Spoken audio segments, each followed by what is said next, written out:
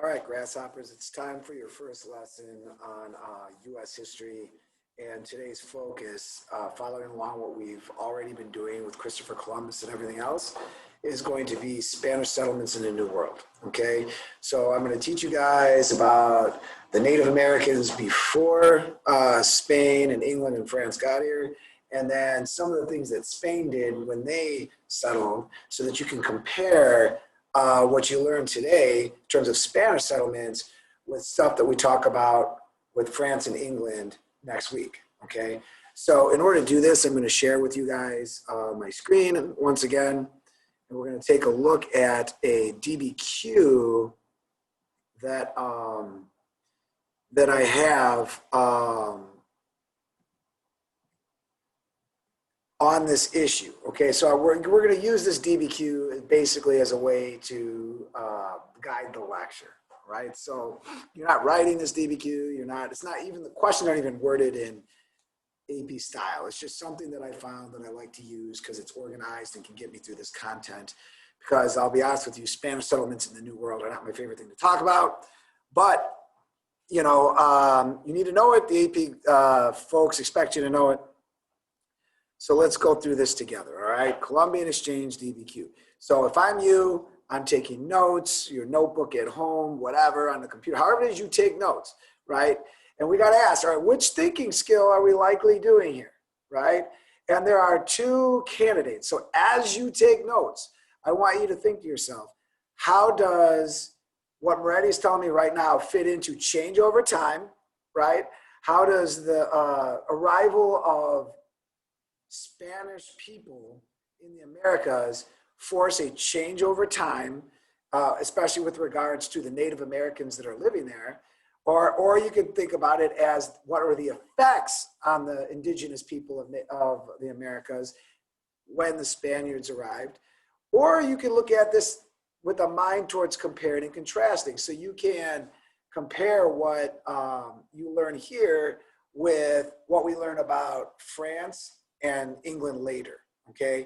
So you want to keep that stuff in mind. You want to take notes accordingly, right? Everything that you would write in your notes, you want to connect to the concept of change over time or compare and contrast, the things that I just stated to you at the beginning.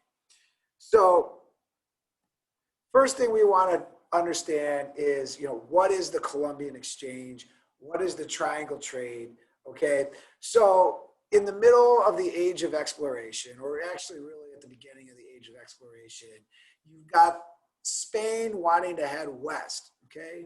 Those of you that had me for World Studies Honors, remember we did a whole thing on this where we compared where people went and similarities and differences when they got there, okay? At this time in the world, you guys got to understand that in Europe, there are three major powers, okay? England, France, and Spain, okay? And they're kind of vying for dominance in Europe. Spain, I know you're thinking right now, like Spain, like who cares about Spain? Well, at the time, Spain was kind of a rising power. And during the age of exploration, Spain's going to reach its zenith of power because of its settlements in the New World before it takes a nosedive in history thereafter, okay? So this is like a brief time in Spain's history when, to be quite honest with you, when it mattered, okay, in Europe as a major power. So once Columbus gets here in the New World, something that we will have already talked about by now, an exchange of back and forth goods starts taking place. And you should remember this from World Studies. It's known as the Columbian Exchange, okay? And I'll show you a better graphic on that coming up. But basically, in a nutshell, people from Europe are bringing plants and animals and diseases, for that matter, from Europe over to the Americas. And then they're taking plants and animals from the Americas and bringing them over to Europe, where those plants and animals are then joining the economy in Europe, okay? So it's this exchange, this back and forth, that's named after Christopher Columbus because he's the guy that kind of opened up the gateway to this when he landed in the Bahamas, okay? So the other thing you see on this list is the triangular trade, which has got to do with the same process, but you add slaves to the process. And we will talk about this a little bit later also. But essentially, Europeans are going to Africa and they're trading guns and gold for slaves, and then taking those African slaves to the Bahamas, right, to the Caribbean, and then where those slaves are then going to be distributed throughout colonies that are formed there. Okay, Spain's going to do it, England's going to do it. Like, there's going to be many people in on this process. It's known as the triangular trade, the slave trade that goes back and forth between Africa and the Americas. Okay, eventually, I'm going to skip down to that last bullet point down here. The encomienda system is something you need to know about, right? It's a system of forced labor. It's really weird because Spaniards don't look at the system as slavery. They look at it as almost like they're doing the Native Americans a favor. Like, if the Native Americans work on Spanish land and harvest all the cash crops that the Spaniards want, the Spaniards are then going to give the Native Americans proper Catholic religion, right? So it's one of these things where it's like, you know, these Spanish conquistadors, as they're called, are going to establish themselves in the New World, and they're going to justify taking stuff from the natives by giving them Jesus, right? Let's see what Jesus thinks about this. What do you think about this, Jesus? No. Jesus is not happy, right? He's not happy about this. That's not the way it's supposed to work. You're supposed to convert people of their free will, not by the sword, or not in some exchange for, like, give me your gold, and if you don't, I'll kill you, but don't feel bad because I'll give you Jesus. But that's what Spain is doing, in effect, okay? And they're thus spreading their Catholic religion as well as enriching themselves at the expense of the Native Americans that are here, okay? And the encomienda system is that system that was set up to do that. You can think of the encomiendas as like plantations to grow cash crops for Spain. Okay, so this map here shows you Native American cultures and regions in which they operated before white people came over here. And what you're going to be expected to understand, especially in terms of geography and peopling, that Native Americans lived in different regions that dictated what they did to survive in those regions. So obviously, Native Americans that live up in the Arctic are going to survive a very different way than Native Americans who live down here in the Southwest, like in what we would call like, northern Mexico or Arizona and Nevada. They're very different climates, and therefore the Native Americans for centuries had adopted their lifestyles to those climates. So in the Southwest and in Middle America, you guys want to take note and remember that they are doing farming. Mostly it is maize, M-A-I-Z-E, maize, which is kind of like corn, all right? And they're harvesting that. Whereas in this Great Basin region, okay, in red here, and even part of the Great Plains, you're going to have, for example, Native Americans that are more nomadic, right? They're following the buffalo herd around. Let's not forget that the largest native land animal to North America is the bison. And that's what these Native Americans are like doing. They're following the bison around. They're living off these bison, using every part of the animal as part of their economy and part of their subsistence, okay? But that's dictated by geography.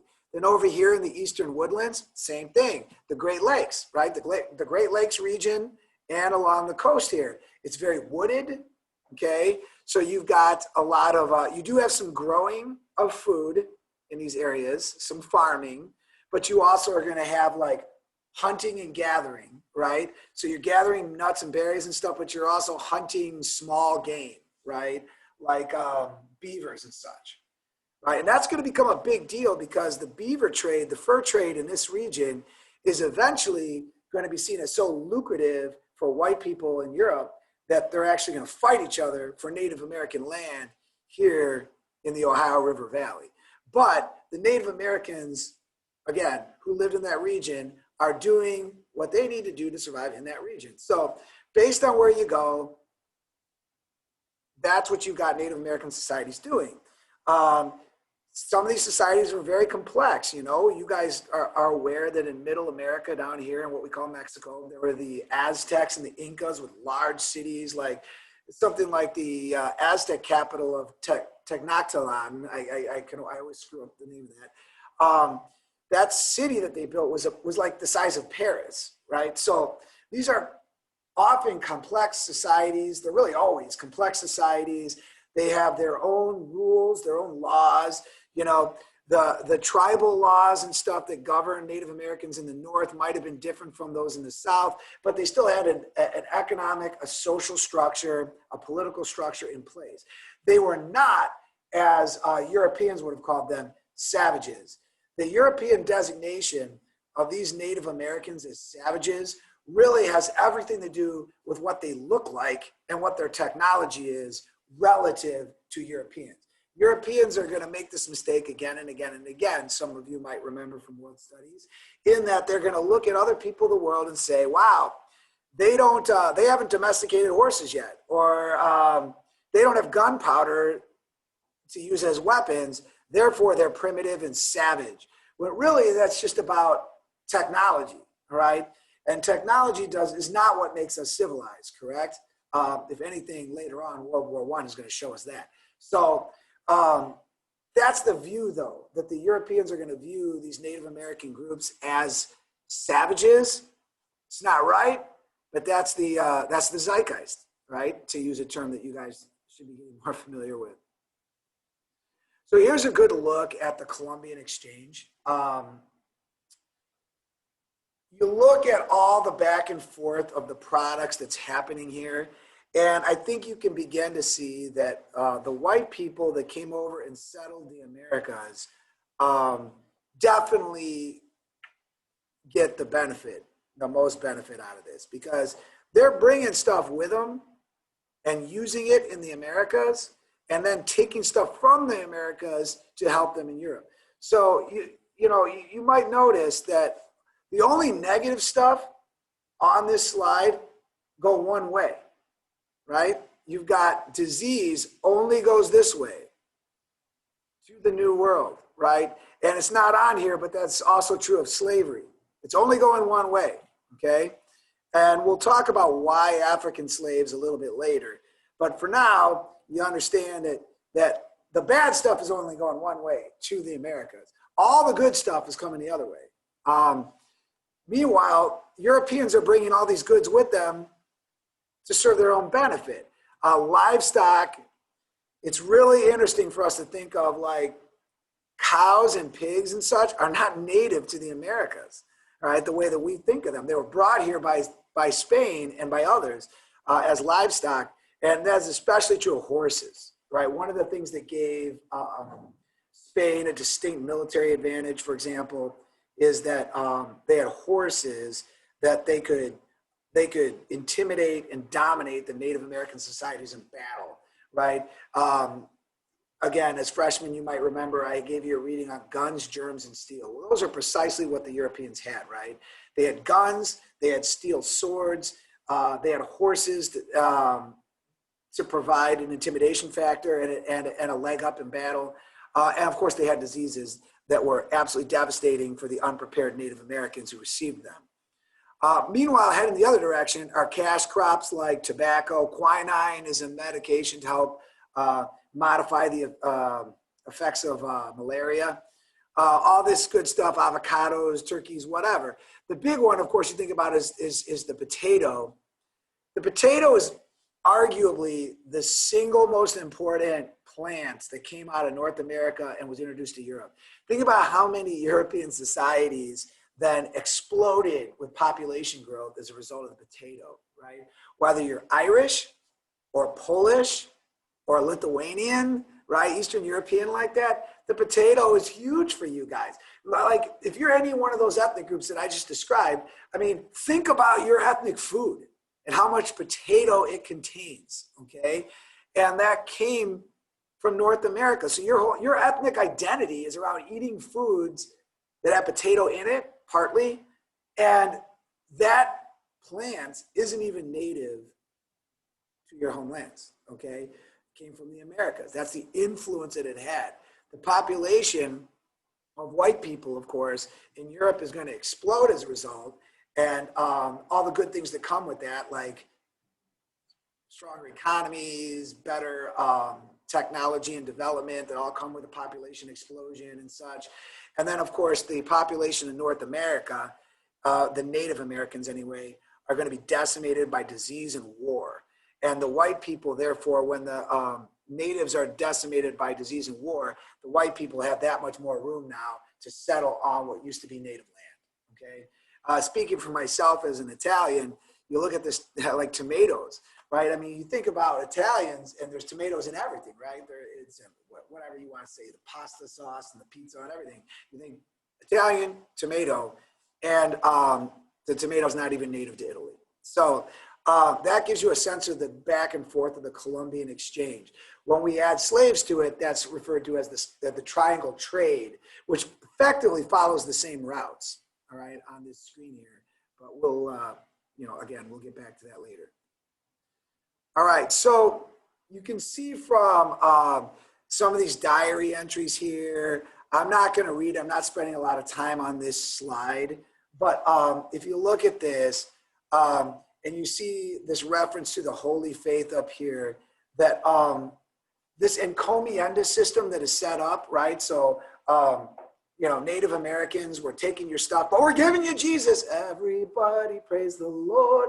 And therefore, we are spreading the Catholic faith. The Spaniards are converting, often by force, they're converting the Native Americans to Catholicism. And that is why these Spanish expeditions to the New World always carried Jesuit priests with them to help in this process. And so, yes, if you are Latin American in here, or you're Mexican, you're Central American descent, right? Like, think about the region of the world. Like, everybody there, for the most part, is Roman Catholic, and they speak Spanish, right? That's not what the original Native Americans were, but that's what Spain brought, and they dominated the area, and so many natives were killed in this exchange or converted that now almost all of Central America and Mexico is Catholic, and they speak Spanish, all right? So the simple word for that is hegemony, Hegemony, hegemony, okay? It means forcing your influence or culture on somebody else. And what you see today in Central America with the predominance, again, of Catholicism and Spanish language is the centuries later effects of hegemony, okay?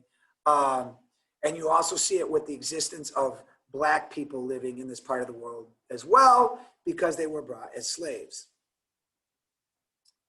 So one of the things you got to make sure we take note of is disease. And of course, the disease, and of course, this is very relevant to what's happening today.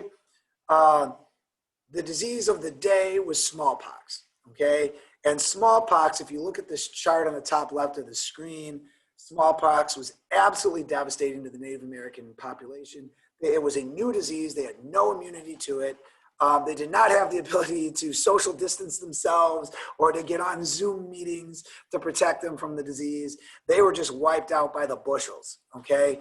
And over the hundreds of years before coming over, white people in Europe had already gone through this process and developed herd immunity to it.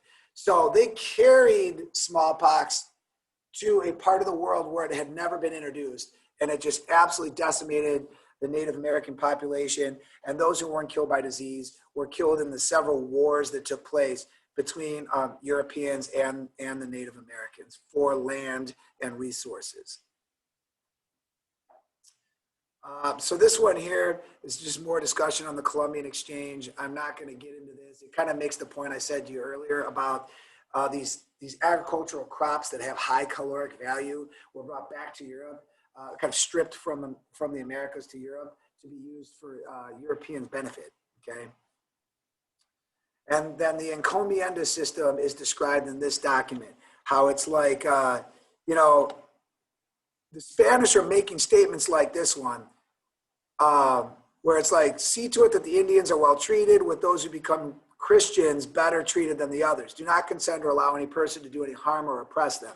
Like that pays good lip service from the governing authorities in Spain. But the reality is, you know, Spanish conquerors are coming over, establishing these plantations, making the Native Americans work by force, and giving them Jesus in return, okay? We want to remember the term conquistador, because that's what guys like Columbus and Cortez and Pizarro, that's who those guys were when they came over and conquered this land, and then they built encomiendas on it, right? And I would like to remind you that though originally these conquistadors came over here looking for gold, they found something better, because cash crops can get you gold when you bring them back to Europe. But the great thing about cash crops is you can replant them, then harvest them again for more gold. So they're like an economic system that keeps on giving, okay? And that's why these colonies in the Americas were so important to people like Spain, England, and France. This illustrates, you know, some of the wars taking place. You can see the technology difference with steel swords. Not to mention Spain had cannons and gunpowder. Even though they were primitive muskets, they were still long distance killers.